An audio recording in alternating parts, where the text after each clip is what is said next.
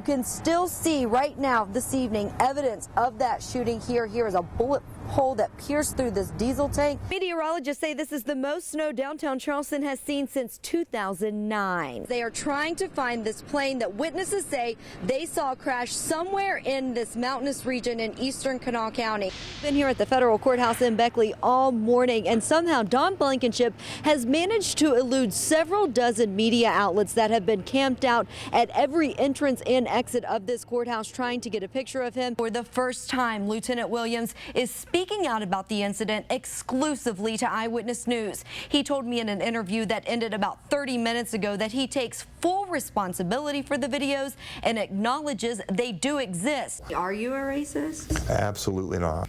Have you ever done anything on the course of your job, pulled someone over because they're black, arrested someone because they're black, or said anything, I guess, that would lead someone else to believe that? No, never. A powerful debate underway across the country right now when it comes to kids and guns. How young is too young?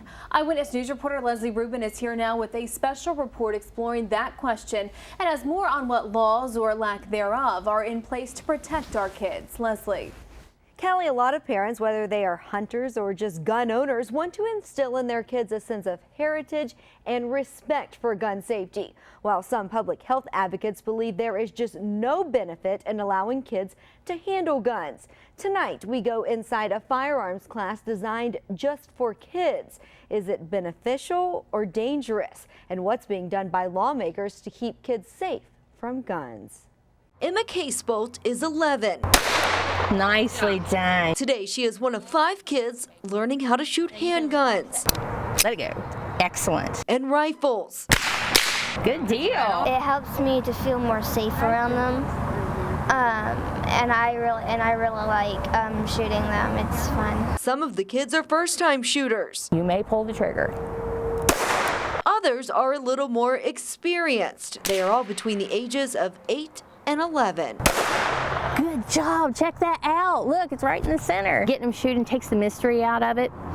I think that a kid who's familiar with them is much less likely to go and sneak and play behind their parents' backs. Certified NRA instructor Crystal Newman has taught hundreds of kids how to shoot and handle all types of guns and how to do it safely. First thing that we're going to learn, the most important thing that we're going to learn, is how to be safe. Starting with the basics. We're always going to keep the gun pointed in a safe direction before ever letting one of her students touch a gun. Nice. Keeping your finger off the trigger. Good job. But when it comes to this type of class, how young is too young? It does vary kid to kid. You know, some very young children are fully capable of learning the safety rules and shooting with their parents. And there are some older children who are not ready to shoot with their parents. It really depends on the kid, the personality, the attention level.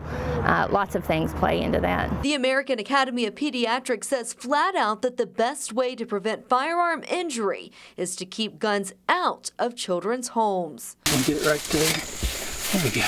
In West Virginia, there is no law that directly penalizes someone for allowing a child access to a gun. Also in the state, you can legally hunt at any age with a few restrictions. If you're under 15, you need to be with a licensed hunter at least 18 years old who stays close enough to give advice and assistance. If you were born after January 1st, 1975, you must also complete a hunter education class to get a license.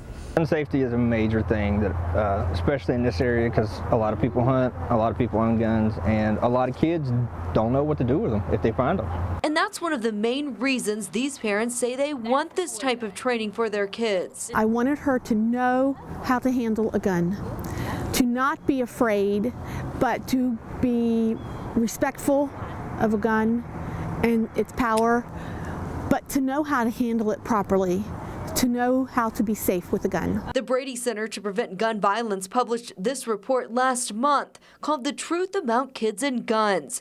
President Dan Gross calls the issue a public health crisis and says 2,703 children and teenagers died from firearm-related deaths in 2011 alone.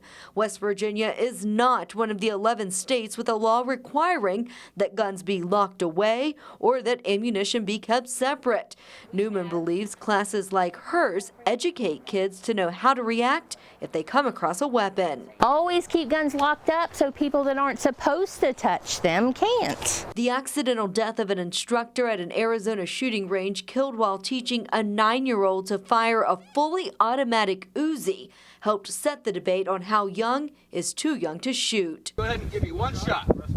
And while that decision is for each family to make, this group believes this type of hands-on training is not dangerous, but rather beneficial. You really have to know your kid to know whether that's something that they can handle or not.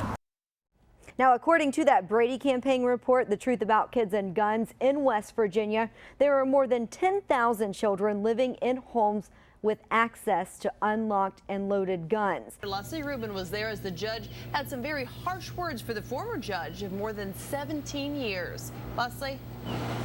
Liz, a federal judge compared Thornsberry's actions to that of a third world dictator. The former judge apologizing in tears before being sentenced to 50 months in prison.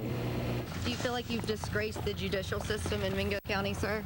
Staying silent on the way into court, but former Judge Michael Thornsberry had a lot to say before a judge before learning his fate on Monday. He said he was flawed, showed weakness, and was, quote, wrong as wrong can be. He should have gone to jail for longer, but the judge did exactly the right thing by exceeding the sentence guidelines. Guidelines that could have put him away for anywhere from 30 to 37 months, but federal Judge Thomas Johnston, with the final say, sentenced Thornsberry to 50 months in prison, a $6,000 fine, and 3 years supervised release. To do everything that we can to make sure that this kind of boss hog style activity is a thing of the past, because we really can't afford it to be a part of our future. Do you feel like you deserve to spend time in prison for what you've done? Thornsberry hopped a curb to avoid further questions. Judge Johnston said Thornsberry would have been sentenced to 60 months had he not cooperated and provided information that secured convictions against former Commissioner David Baisden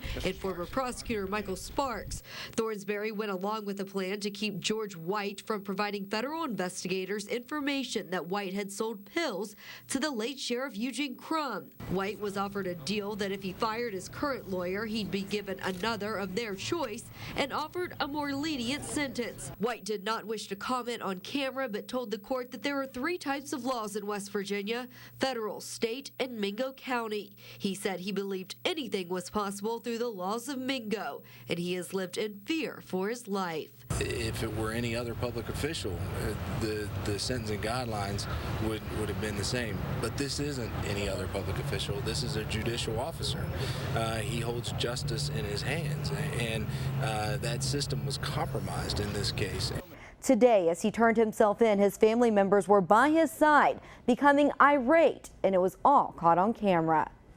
A sex crimes investigation that now spans 2 counties. Pastor J.R. Smith facing first-degree sexual abuse and sexual abuse by a parent or guardian charges out of Fayette County. But he's also under investigation by deputies in Kanawha. They say they have reason to believe the victim was forced to have sex with him, not only in Fayetteville, but also Clendenin, where he once lived with the alleged victim and his family. Smith is now a pastor here at the Morning Star House of Prayer in the Ridgeview area of Boone County. I just think it's somebody that is out to sabotage him, and I won't believe no different. Janice Allen attends the church and does not believe the allegations that Pastor Smith has been molesting the boy since 2009, when that victim was just 10 years old. Ever since he's been here, they've been tales told on him. He's been confronted with it. Nobody can prove anything that's ever been said on him. Now 15 years old, the victim came forward in May and said Smith told him if he ever told anyone that, quote, bad things would happen. The details are too graphic for television, but the boy claims the molestation went on for years and also happened in Florida, Indiana, and Virginia, with the most recent incident taking place in April. Smith's family came with him to turn himself in. When asked for comment outside the courthouse, a family member became aggressive and was restrained from attacking me and an Eyewitness News photographer. Deputies in Kanawha County say their investigation into Smith is still ongoing, while some in his congregation are still standing beside him. That is what happens to a man or a woman that is a person of God. And you don't fool with God's people, because it will come back to haunt you.